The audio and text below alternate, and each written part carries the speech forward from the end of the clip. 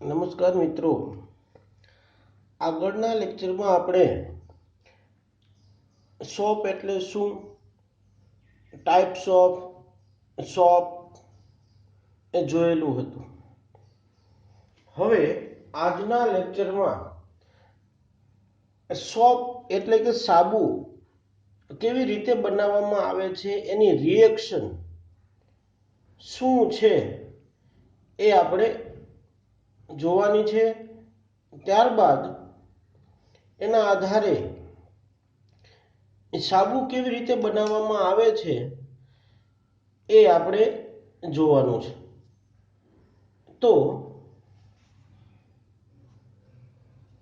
હવે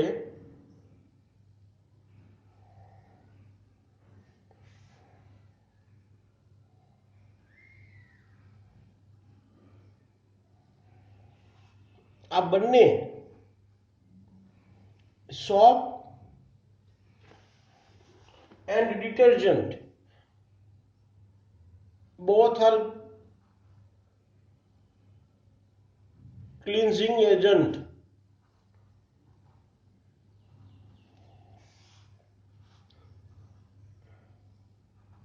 Soap and detergent. તો એ માટે આપણે અત્યારે વાત કરીએ છીએ સોપની. તો સોપ જો બનાવવું હોય તો એ માટે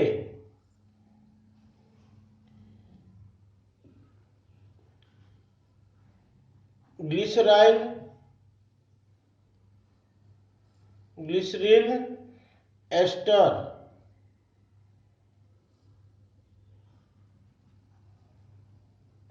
એ લેવામાં આવે, એની રિએક્શન કરવામાં આવે સોડિયમ હાઇડ્રોક્સાઇડ સાથે. સોડિયમ હાઇડ્રોક્સાઇડ એનું હાઇડ્રોલિસિસ એટલે કે જળ વિભાજન.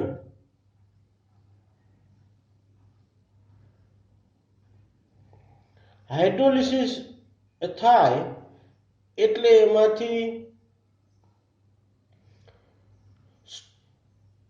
એમાંથી સોડિયમ સ્ટીયરેટ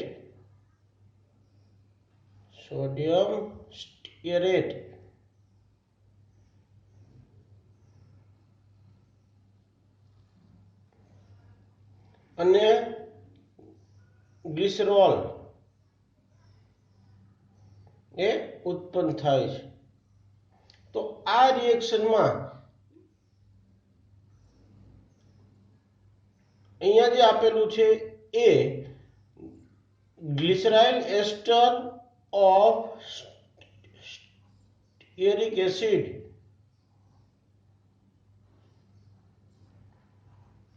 એટલે શું અને કેવી રીતે બનાવવામાં આવે છે.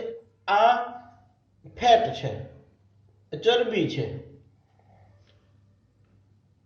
તો એ માટે બંધારણ જોઈએ, એનું સ્ટ્રક્ચર જોઈએ તો CH2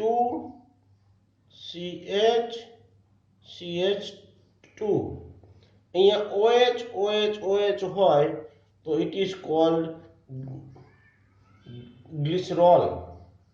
પણ OCOC17H35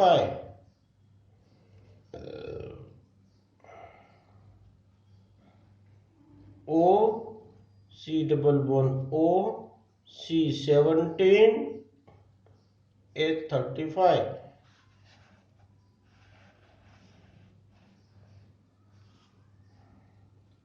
O C double O C17H35. હવે આ જે આપણે નામ આપેલું છે ગ્લિસરાઇલ એસ્ટર ઓફ સ્ટીયરિક એસિડ, આ નામ એવી રીતે આવે છે તો અહીંયાથી આ પાર્ટ છે એટલે કે C17H35 5COO।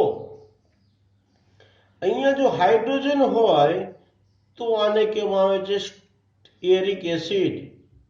સ્ટીઅરિક એસિડ અહીંયા જે રહેલો હાઇડ્રોજન છે એ ન હોય એટલે એસ્ટર બનેલો છે, તો આ એસ્ટર એની રિએક્શન કરેલી હોય ગ્લિસરોલની સાથે, એટલે એમાંથી જે ઉત્પન્ન થાય છે એને આપણે કહીએ છીએ ગ્લિસરાઇલ એસ્ટર ઓફ સ્ટીઅરિક એસિડ। આની રિએક્શન કરાવીએ છીએ સોડિયમ હાઇડ્રોક્સાઇડ સાથે NaOH। આની સાથે રિએક્શન કરાવીએ એટલે it is hydrolyse this fat. અહીંયા આવશે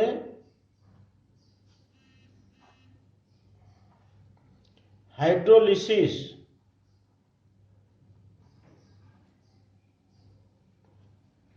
આનું હાઇડ્રોલિસિસ કરીએ એટલે અહીંયાથી અહીંયાથી અને અહીંયાથી અહીંયા NaOH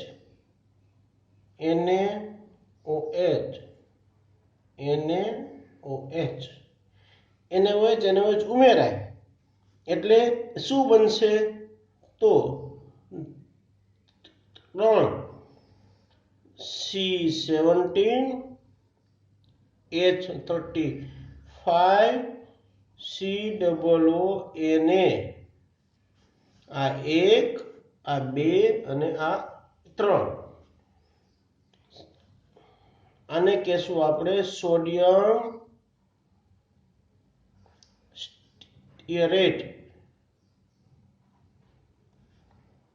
અને અહીંયા શું મળશે CH2OH CHOH and again CH2OH।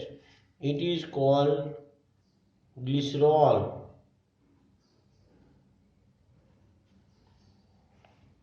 Okay, તો આવી રીતે આ રિએક્શન છે, આ રિએક્શન ઉપરથી સોડિયમ સ્ટીઅરેટ જે બનાવવામાં આવે છે એ સોડિયમ સ્ટીઅરેટ કે જે ફેબ્રિક ઉપર આપણને એઝ એ અહીંયા આપણે લખેલું છે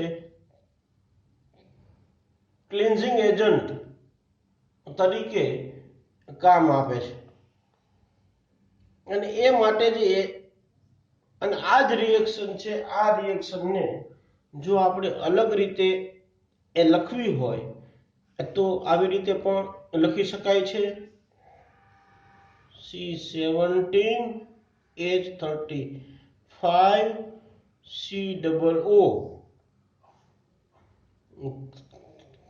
3 times C3H5।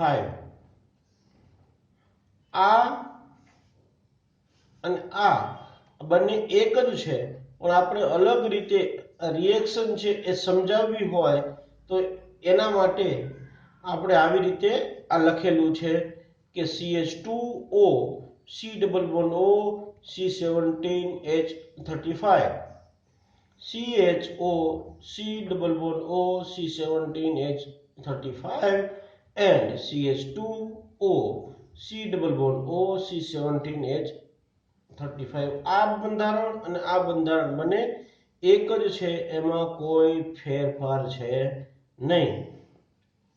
આની આ જ રિએક્શન જો આવી રીતે લખવી હોય તો 3 moles of sodium hydroxide એમાંથી ઉત્પન્ન તો આ થશે C17H35COONA plus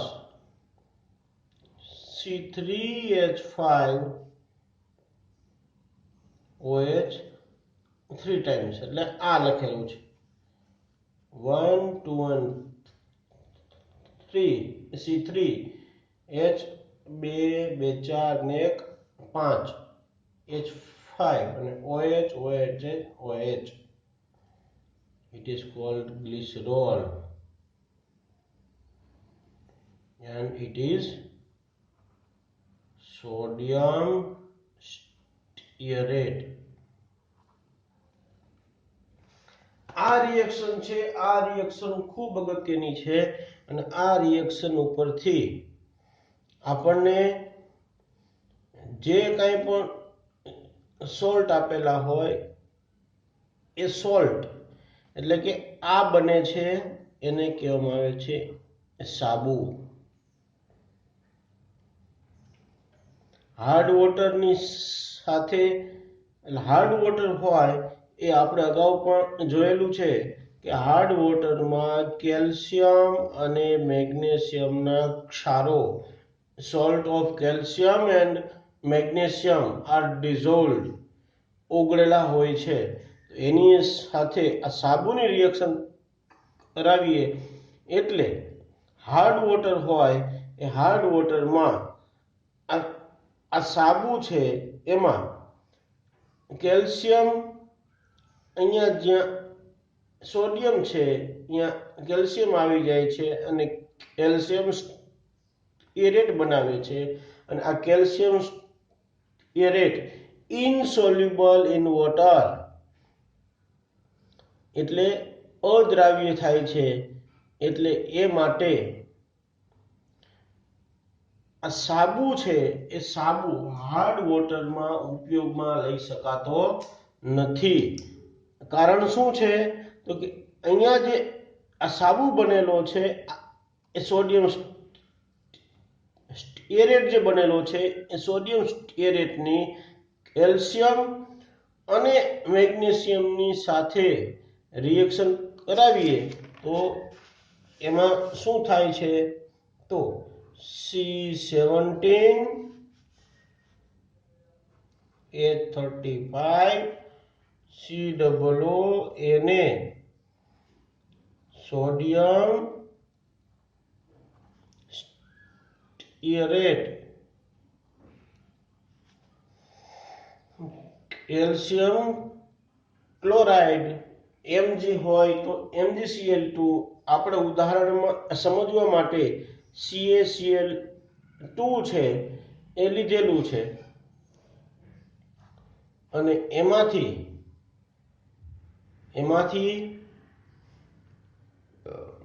C17 H35 COO twice calcium એટલે કે અહીંયા આ 2 મોલ વપરાય. કારણ સોડિયમ છે, સોડિયમની વેલેન્સી 1 હોય જ્યારે કેલ્શિયમ છે, કેલ્શિયમની વેલેન્સી 2 હોવાથી અહીંયા સોડિયમ સ્ટીરેટના 2 મોલ લેવામાં આવે છે અને એટલે શું બને છે કેલ્શિયમ સ્ટીરેટ અને 2 moles of NaCl એ છૂટું પડે છે. તો આ બાબત આપણને ખૂબ ઉપયોગી છે કે જ્યારે પણ સાબુ હોય એ હાર્ડ વોટરમાં રહેલા કેલ્શિયમ અથવા મેગ્નેશિયમના ક્ષારો હાર્ડ વોટરમાં જે રહેલા હોય એની સાથે એ રિએક્શન આપતું નથી. જ્યારે કેલ્શિયમ સ્ટીરેટ બને છે એ ઇનસોલ્યુબલ ઇન વોટર,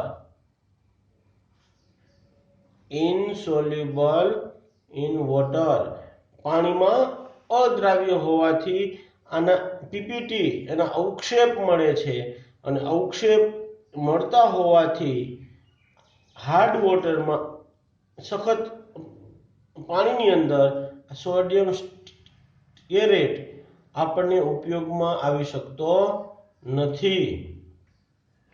આ વસ્તુ ખાસ અગત્યની છે અને એ માટે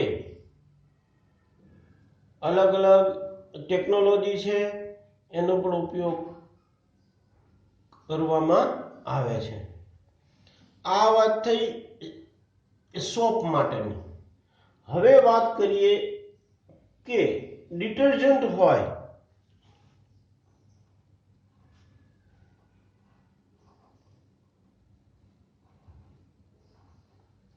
ડિટર્જન્ટ એટલે શું? તો આપણે અગાઉ જે છે એ જોયેલું હતું કે ડિટર્જન્ટમાં એ લિક્વિડમાં પણ હોય, ડિટર્જન્ટ છે એ લિક્વિડ ડિટર્જન્ટ હોય, સોલિડ હોય અથવા પાવડર ફોર્મમાં હોય. અને ડિટર્જન્ટ છે એ ડિટર્જન્ટ મોસ્ટલી સિન્થેટિક ડિટર્જન્ટ છે એ લેવામાં આવે છે અને કેલ્શિયમ અને મેગ્નેશિયમ આયન એટલે કે હાર્ડ વોટર હોય, એ હાર્ડ વોટરમાં પણ આ ડિટર્જન્ટ છે ડિટર્જન્ટ આપણને as a cleansing agent reaction આપતું હોય છે. તો એ માટે આપણે જોઈએ તો એમાં બે વર્ડ્સ છે ખૂબ ઉપયોગી છે અને ખૂબ અગત્યના છે. એમાં એક હાઇડ્રોફિલિક એન્ડ હાઇડ્રોફોબિક. હાઇડ્રોફિલિક એટલે શું? એટ્રેક્ટ ધી વોટર, કે જેનું પાણી પ્રત્યે આકર્ષણ હોય, કે જે અણુ છે એ અણુ પાણીને પોતાની બાજુ ખેંચતા હોય. It is cold hydrophilic and hydrophobic means repelling the water.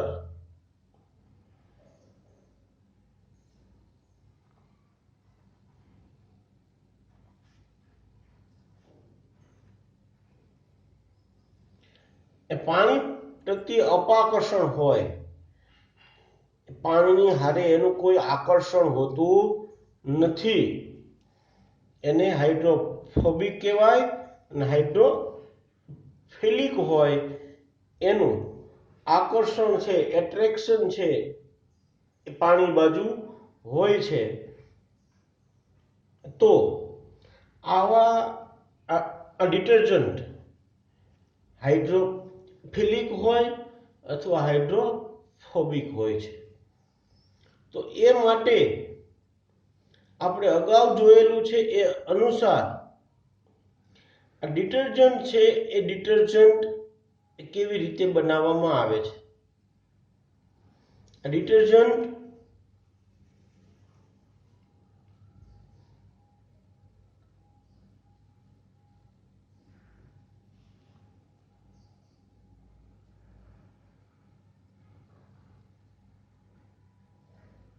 એના પ્રકારો ટાઈપ્સ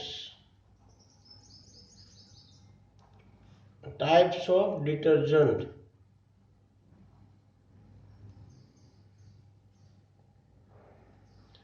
ફિઝિકલ લિક્વિડ છે, સોલિડ છે અથવા પાવડર છે એ તો એનું અવસ્થા થઈ. It is cold state of the detergent. And another important topic is types of detergent. Anionic detergent,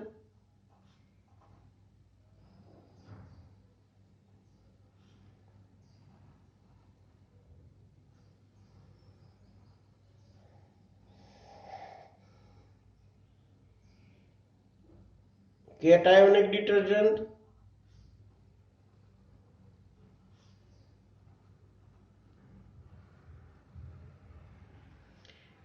and amphoteric अथवा नॉन आयोनिक डिटर्जेंट।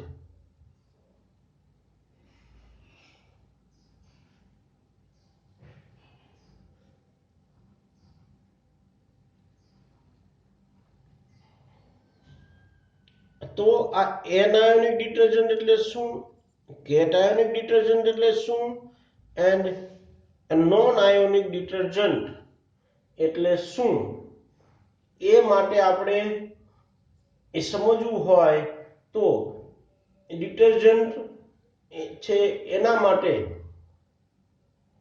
સૌથી અગત્યનો જે એકમ છે જેનાથી ડિટર્જન્ટ બનાવવામાં આવે છે એ લોરાઇલ alcohol.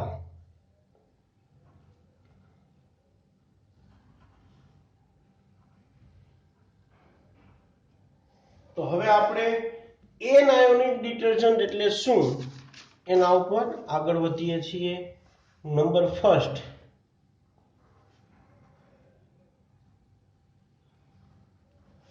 એનાયોનિક detergent. Anionic detergent means કે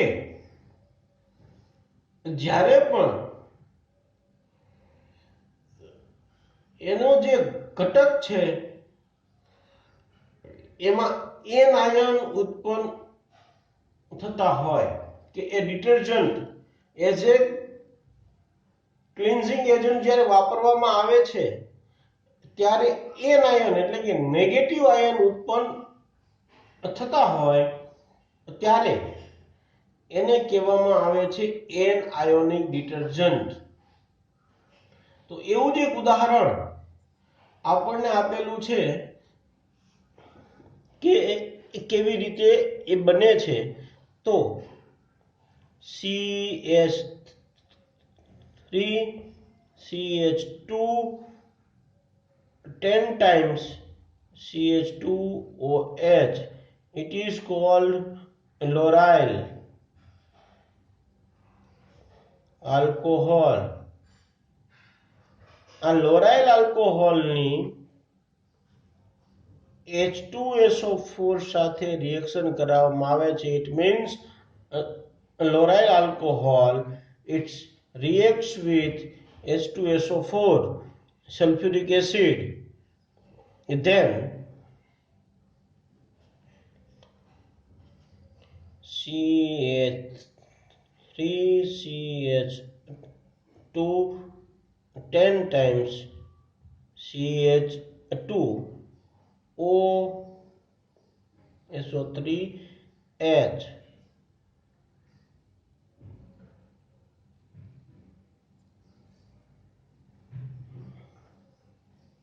અહીંયા -H2O પાણીનો એક અણુ છે એ દૂર થાય છે એટલે કે અહીંયા રહેલો OH અને આમાંનો એક હાઇડ્રોજન OH છે અહીંયા OCH3H એ બને છે। આને કહેવામાં આવે છે લોરાઇલ હાઇડ્રોજન સલ્ફેટ।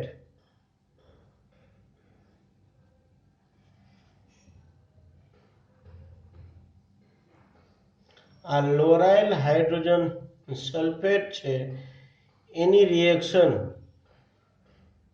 NaOH અને એ એક્વિયસ મીડિયમની અંદર એક્વિયસ મીડિયમમાં સોડિયમ હાઇડ્રોક્સાઇડ સાથે રિએક્શન કરાવીએ એટલે CH3 CH2 10 times CH2O SO3 Na, અહીંયા માઇનસ ચાર્જ લખી શકાય, અહીંયા પ્લસ ચાર્જ છે એ લખી શકાય છે। આનું નામ છે sodium lauryl sulphate. Sodium lauryl sulfate, and it is an ionic detergent. આ એનાયોનિક ડિટર્જન્ટનું હજી એક રિએક્શન જો આપણે જોઈએ કે ડોડેસાઇલ benzene CH3 CH2 11 times and benzene ring.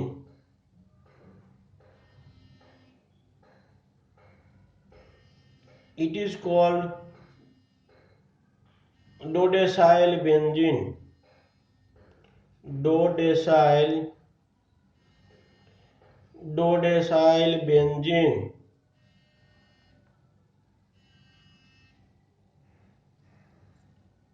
આ ડોડેસાઇલ બેન્ઝીન છે એનું ઉપરની જે રિએક્શન છે સેમ રિએક્શન આમાં આપણે કરીએ તો અહીંયા જે હાઇડ્રોજન રહેલો છે એ હાઇડ્રોજન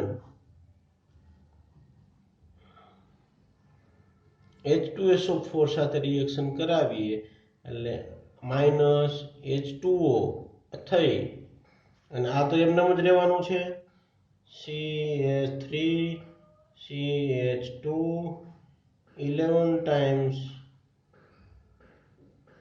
benzene ring SO3H. આનું નામ છે ડોડેસાઇલ બેન્ઝીન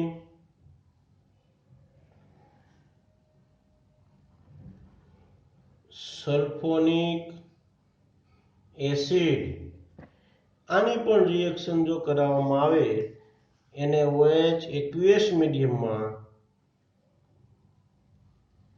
તો એમાંથી CH3 CH2 11 times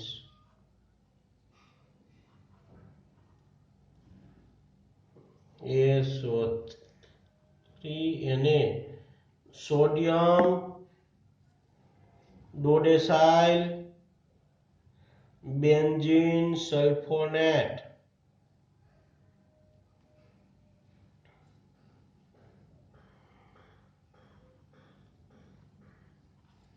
sodium dodecyl benzene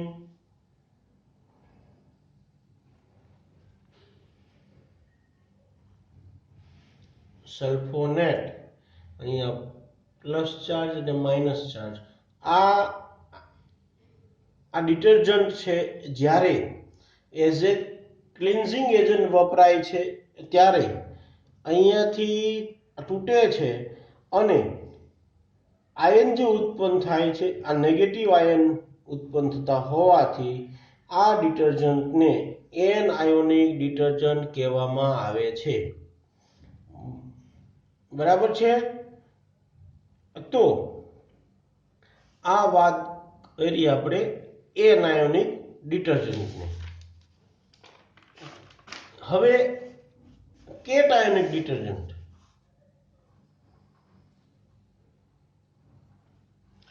cat ionic detergent એમાં શું હોય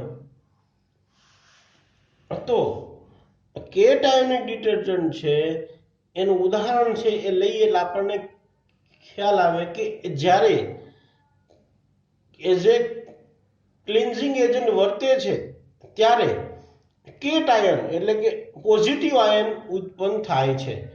એનું એક ઉદાહરણ લઈએ એટલે આપણને ખ્યાલ આવે CH3 CH2 15 times N CH3 CH3 CH3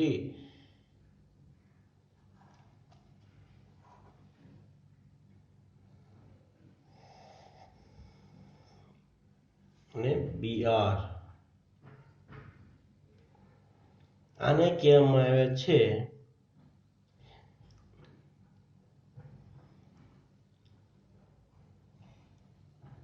સેટાઇલ ટ્રાઇમિથાઇલ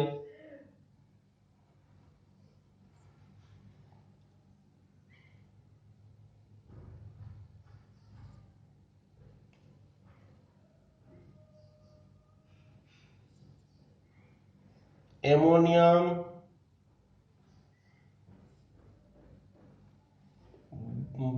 bromide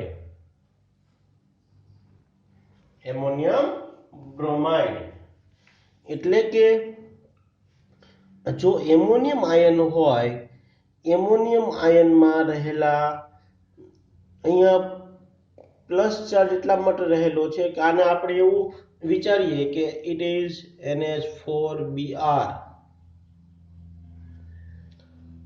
આ બધા જ હાઇડ્રોજન છે, બધા જ હાઇડ્રોજન મિથાઇલ ગ્રુપ વડે, મિથાઇલ ગ્રુપ વડે, મિથાઇલ ગ્રુપ વડે અને અહીંયા કાર્બોહાઈડ્રેટની ચેઇન હોય, એટલે કે ઓરિજિનલ જે કમ્પાઉન્ડ છે it is called ammonium bromide. Ammonium બ્રોમાઇડમાં 3 છે એ મિથાઇલ ગ્રુપ છે, એટલે આપણે લખ્યું છે ટ્રાય મિથાઇલ. આ સેટાઇલ એટલે કે CH3CH2 15 ટાઈમ્સ, એટલે કે 16 કાર્બનની ચેઇન હોય, ઇટ ઇઝ કોલ્ડ સેટાઇલ. એટલે એનું નામ આપણે આપેલું છે સેટાઇલ ટ્રાઇમિથાઇલ એમોનિયમ બ્રોમાઇડ. તો આવી રીતે કેટાયોનિક ડિટર્જન્ટ હોય, કેટાયોનિક ડિટર્જન્ટ જ્યારે પણ એઝ એ ક્લિન્ઝિંગ એજન્ટ વર્તે છે ત્યારે એમાંથી પોઝિટિવ આયન ઉત્પન્ન થાય છે, અને એટલા માટે કેટાયોનિક ડિટર્જન્ટ કહેવામાં આવે છે. તો આ કેટાયોનિક ડિટર્જન્ટ છે, કેટાયોનિક ડિટર્જન્ટ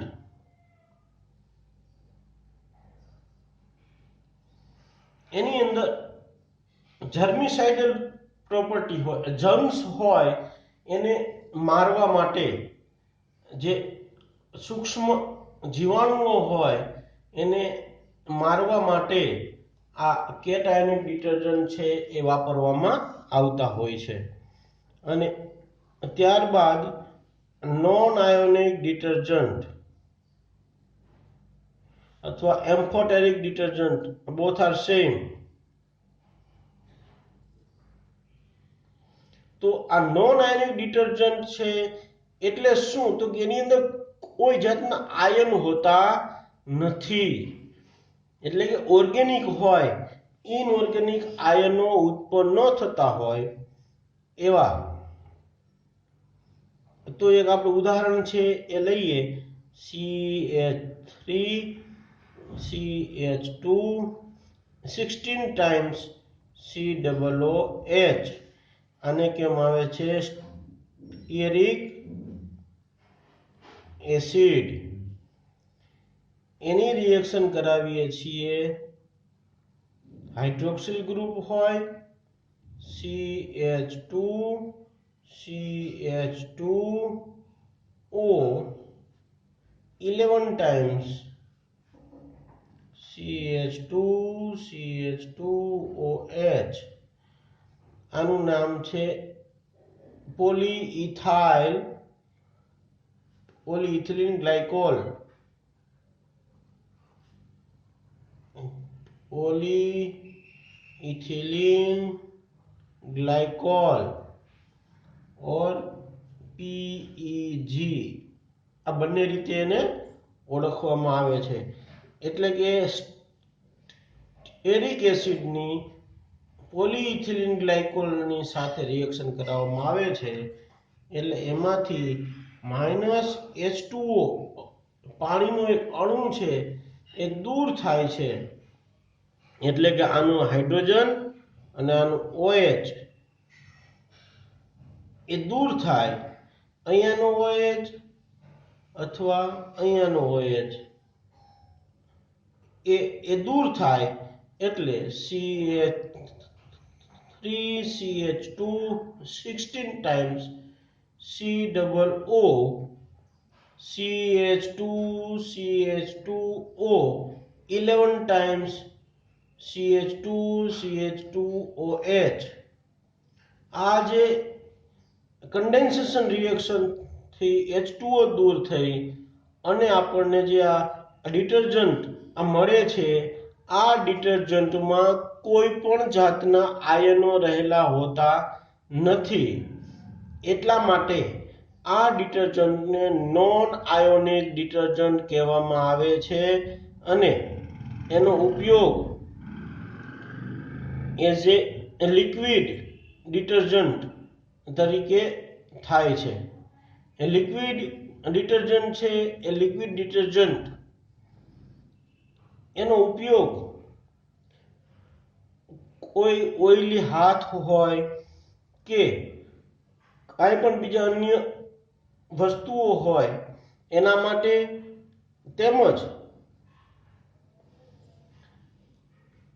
આ ડિટર્જન્ટથી બેક્ટેરિયા છે એ બેક્ટેરિયાનું ડિગ્રેડેશન છે થઈ શકતું નથી।